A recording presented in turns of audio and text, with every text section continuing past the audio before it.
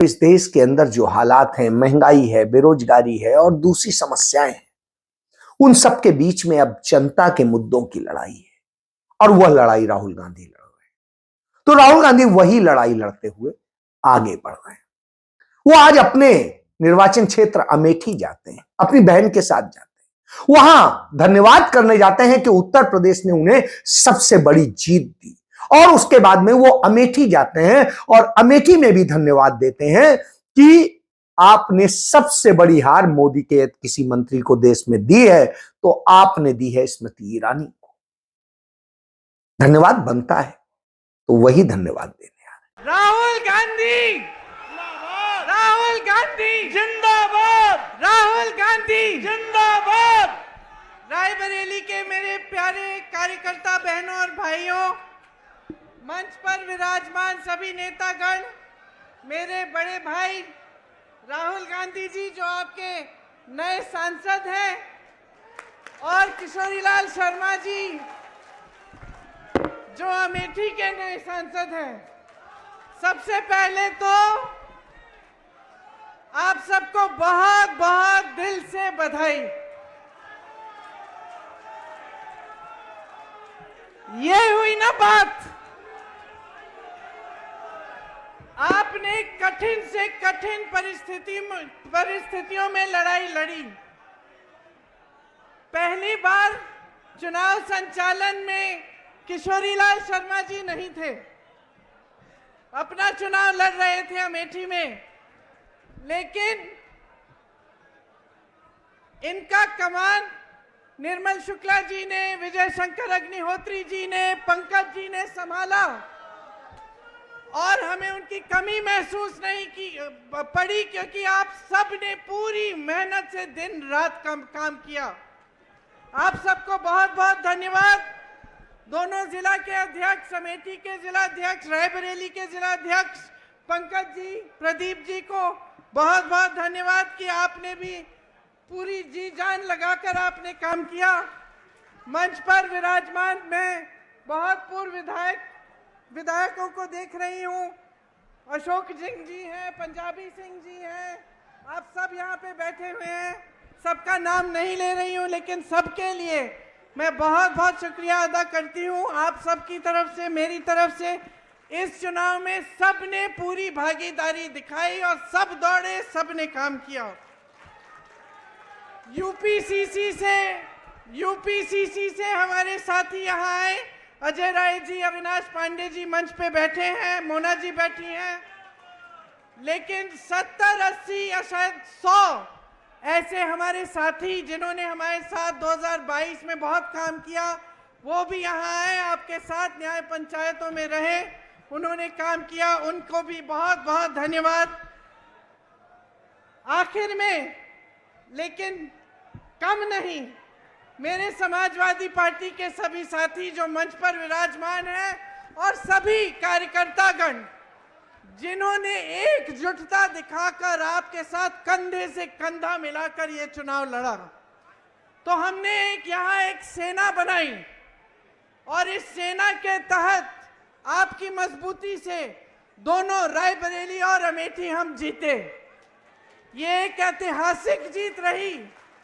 यहाँ से मुझे गर्व होता है इस बात को कहने में कि यहाँ से, अवध से, पूरी यूपी में और पूरे देश भर में ये संदेश आप लोगों ने भेजा कि हमें एक समर्पित, एक सच्ची, एक साफ राजनीति चाहिए अपने देश में। पूरा देश आपकी तरफ देख रहा है। मैं अपने एआईसीसी के सचिवों को भूल गई, सबसे ज्यादा काम मैं इन्हीं से कराती हूँ। एआईसीसी के सचिवों को और संदीप को भी धन्यवाद, क्योंकि आप सब ने भी दिन रात मेहनत की। देखिए, मैं ज्यादा समय नहीं लेना चाहती, सिर्फ आपको एक बहुत बड़ा धन्यवाद देना चाहती हूँ, क्योंकि जब मैं यहाँ आई थी इस बार चुनाव लड़ने के लिए, मैंने कहा था कि लगभग 300 घंटे हैं, 2-2, 3-3 घंटे निकाल लीजिए सोने के लिए, बाकी सब काम करेंगे। और आपने ये करके दिखाया है। दिन रात हमने काम किया इस नतीजे के लिए। सबसे बड़ा धन्यवाद रायबरेली की जनता को, मेरे परिवार के सदस्यों को, जिन्होंने मेरे बड़े भाई को वोट देकर इतनी भारी बहुमत से जिताया, हम सब आपके आभारी हैं। और जितनी श्रद्धा, जितनी निष्ठा आपने हमें दिखाई है, उससे दुगनी श्रद्धा, उससे दुगनी निष्ठा के साथ हम सब आपके लिए काम करेंगे, अगले 5 सालों के लिए और हमेशा के लिए। आप सबको बहुत बहुत धन्यवाद। जय हिंद। हमारे प्यारे कार्यकर्ता अमेठी के, रायबरेली के, मैं आपको दिल से धन्यवाद करता हूं कि आपने इतनी मेहनत की और रायबरेली में और अमेठी में आपने और रायबरेली अमेठी की जनता ने और सब नेताओं ने मिलकर कांग्रेस पार्टी की जीत करवाई। इस बार जैसे प्रियंका ने कहा, कांग्रेस पार्टी रायबरेली में, अमेठी में, उत्तर प्रदेश में, बाकी हिंदुस्तान में एक होकर लड़ी। और मैं समाजवादी पार्टी को कहना चाहता हूं कि इस चुनाव में उत्तर प्रदेश में आपका हर एक कार्यकर्ता कांग्रेस पार्टी के कार्यकर्ता से मिलकर एक साथ लड़ा। मैंने सोचा कि ये क्यों हुआ, कि पहली बार मैंने देखा कि इंडिया गठबंधन, अलग अलग पार्टियां, कांग्रेस का हर कार्यकर्ता, समाजवादी पार्टी का हर कार्यकर्ता, डीएमके का हर कार्यकर्ता एक साथ खड़े होकर लड़ गए। पहले अलायंस होता था, एक साथ चुनाव लड़ते थे, मगर शिकायत आती थी कि भैया यहां उन्होंने मदद नहीं की, वो शिकायत करते थे यहां आपके लोगों ने मदद नहीं की। मगर इस बार सारे के सारे एक बन के, मैं आपको बताऊं, 1 इंच पीछे नहीं हटे। हर प्रदेश में, तमिलनाडु, उत्तर प्रदेश, हर जगह, मणिपुर, राजस्थान, कर्नाटक, तेलंगाना एक हो गए। और मैंने सोचा ये हो क्यों रहा है, इसका कारण क्या है? इसके 2-3 कारण हैं। सबसे पहला कारण, जो देश की आत्मा को समझ आ गया कि नरेंद्र मोदी जी, अमित शाह जी हिंदुस्तान के संविधान को खत्म करने की कोशिश कर रहे हैं। जो हिंदुस्तान की नींव है उससे वो खिलवाड़ कर रहे हैं। इसीलिए पूरा देश एक साथ खड़ा हो गया। दूसरी बात, 2014 में हिंदुस्तान की राजनीति में एक बदलाव आया। पहली बार हमने देखा कि प्रधानमंत्री खुलकर हिंसा और नफरत की राजनीति कर रहे थे। और यह हिंदुस्तान की संस्कृति और हिंदुस्तान के धर्मों के खिलाफ है। और रास्ता मैं बताना चाहता हूं, और मुझे बहुत गर्व है कि रास्ता रायबरेली, अमेठी और उत्तर प्रदेश ने दिखाया है। उत्तर प्रदेश की जनता ने नफरत के खिलाफ, हिंसा के खिलाफ, अहंकार के खिलाफ दबाकर वोट दिया है।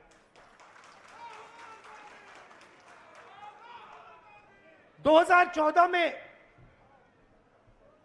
राजनीति एक और तरह बदली। पहली बार हमने देखा कि राजनीति 20-25 लोगों के लिए की जा रही है।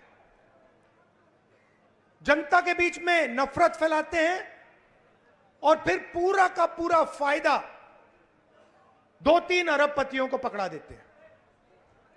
तो वोट किसान ने दिया, मजदूर ने दिया, बेरोजगार युवा ने दिया, माताओं बहनों ने दिया, सबने मिलकर इस राजनीति के खिलाफ वोट दिया है। अब हमारे ऊपर एक बहुत बड़ी जिम्मेदारी पड़ती है। सबसे पहले कांग्रेस पार्टी के नेता, कार्यकर्ता, एमएलए, एमपी जो भी हैं, अहंकार के शिकार नहीं होंगे।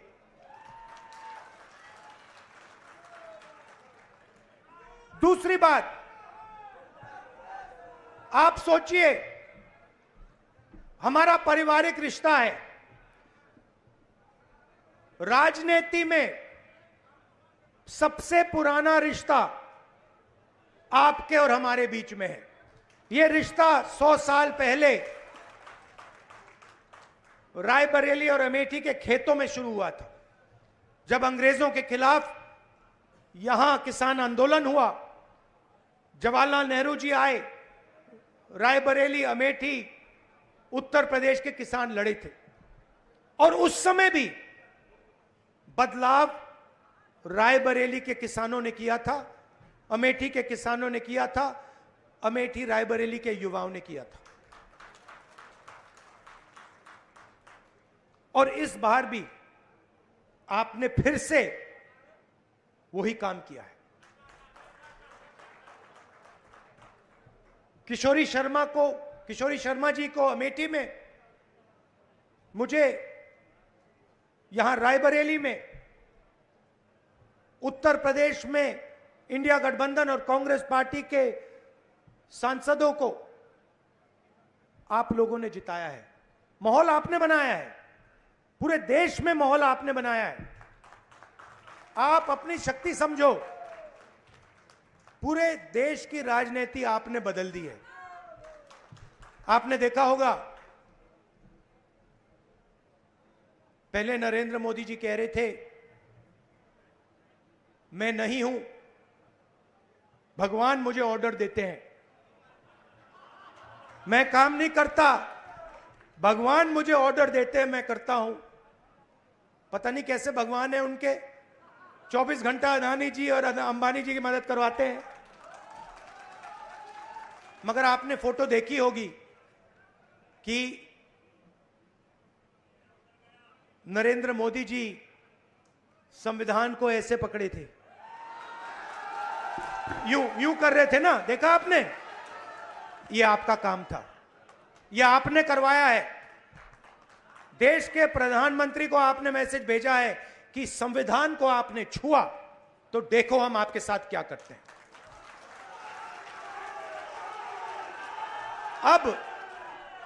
अब देखिए, अब यह भी मत सोचिए कि काम खत्म हो गया है। यह अभी काम शुरू हुआ है, यह शुरुआत है। हिंदुस्तान ने मैसेज भेजा है कि हमें नरेंद्र मोदी जी का विजन अच्छा नहीं लगता, हमें नफरत नहीं चाहिए, हमें हिंसा नहीं चाहिए, हमें मोहब्बत की दुकान चाहिए और हमें नया विजन चाहिए देश के लिए। और अगर देश को नया विजन देना है तो भाइयों और बहनों, उत्तर प्रदेश से ही देना होगा। और उत्तर प्रदेश ने मैसेज दिया है कि इंडिया गठबंधन, समाजवादी पार्टी और कांग्रेस पार्टी को हम चाहते हैं, देश में चाहते हैं और उत्तर प्रदेश में भी हम चाहते हैं।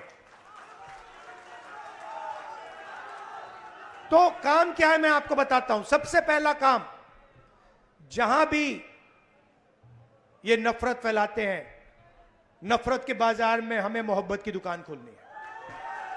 आपने देखा भाइयों और बहनों, अयोध्या की सीट हार गए, राम मंदिर बनाया, उसमें इनॉग्रेशन में एक गरीब व्यक्ति आपने नहीं देखा होगा, एक किसान नहीं था, एक मजदूर नहीं था, एक पिछड़ा नहीं था, एक दलित नहीं, आदिवासी राष्ट्रपति से कहते हैं तुम यहां नहीं आ सकती। और आपने वहां पे देखा अदानी जी खड़े थे, अंबानी जी खड़े थे, देश के अरबपति खड़े थे, पूरा बॉलीवुड खड़ा था, क्रिकेट की टीमें खड़ी थी, मगर एक गरीब व्यक्ति नहीं खड़ा। तो जवाब अयोध्या की जनता ने भी दिया है। और सिर्फ अयोध्या में नहीं भाइयों और बहनों, सिर्फ अयोध्या में नहीं, वाराणसी में जान बचा के निकले हैं प्रधानमंत्री। और मैं आपको कहता हूं और बहन से कह रहा हूं,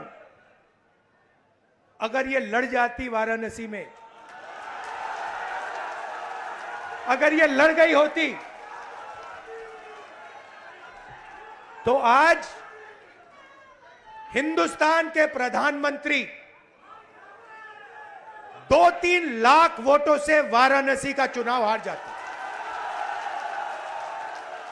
मैं ये बात अहंकार से नहीं कह रहा हूं, मैं ये इसलिए कह रहा हूं क्योंकि हिंदुस्तान के प्रधानमंत्री को हिंदुस्तान की जनता ने मैसेज दिया है, ये आपकी जो राजनीति है हमें अच्छी नहीं लगी, हम इसके खिलाफ हैं, हम नफरत के खिलाफ हैं, हम हिंसा के खिलाफ हैं, हम मोहब्बत का देश चाहते हैं, हम प्रगति चाहते हैं, हम बेरोजगारी के खिलाफ हैं।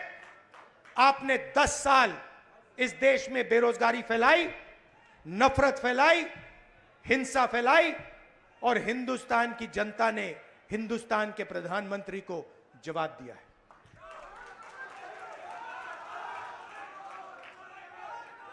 और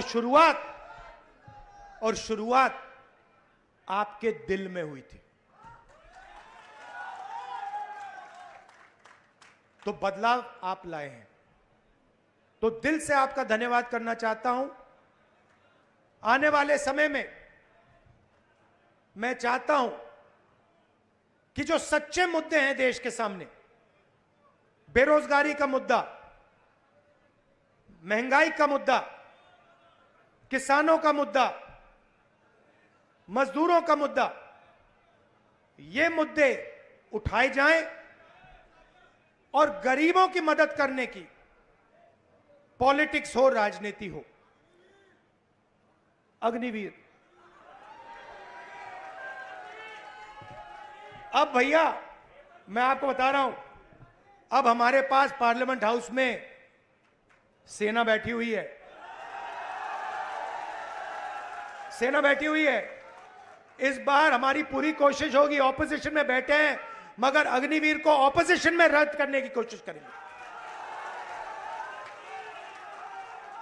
तो आपने हमें इतनी शक्ति दी, और ये सिर्फ आपने राजनीतिक डिसीजन नहीं लिया है, ये आपने जो वोट दिया है और रायबरेली के हर एक व्यक्ति ने जो दिया है, ये राजनीतिक डिसीजन नहीं था, ये मोहब्बत का डिसीजन था, और इस बात को मैं जिंदगी भर नहीं भूलने वाला हूं।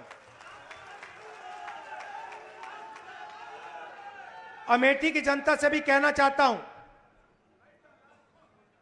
मैं रायबरेली का सांसद हूं, मगर जो मैंने आपसे कहा था, जो भी रायबरेली में होगा वो अमेठी में भी होगा। तो आप सबको मैं दिल से धन्यवाद करना चाहता हूं। आपने हिंदुस्तान की राजनीति बदल दी, आपने प्रधानमंत्री को ऐसे करवा दिया, और आपने पूरे देश को मैसेज दिया कि हम नफरत के खिलाफ हैं, मोहब्बत की दुकान खोलेंगे और देश की राजनीति बदलेंगे। धन्यवाद। जय हिंद, जय उत्तर प्रदेश। शहर अध्यक्ष से आग्रह है कि धन्यवाद दें। शहर अध्यक्ष धीरे धीरे आपका आभार व्यक्त करें। शहर अध्यक्ष। संदेश है इंदिरा सा वेग में, गांधी सा तेज है, सत्य का सिपाही करुणा का वेग है। सभी के हक में लड़ता है, सभी को हक दिलाता है। राहुल के दिल में देश है, इंडिया से दिल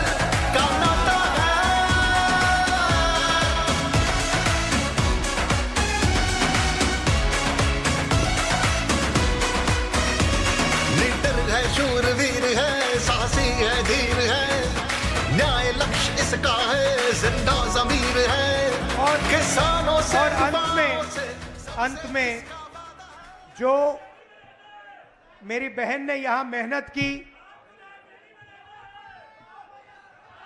2-2 घंटे सोकर जो मेरी बहन ने रायबरेली में चुनाव में काम किया, उसके लिए मैं दिल से धन्यवाद करता हूं प्रियंका का और आप सबका।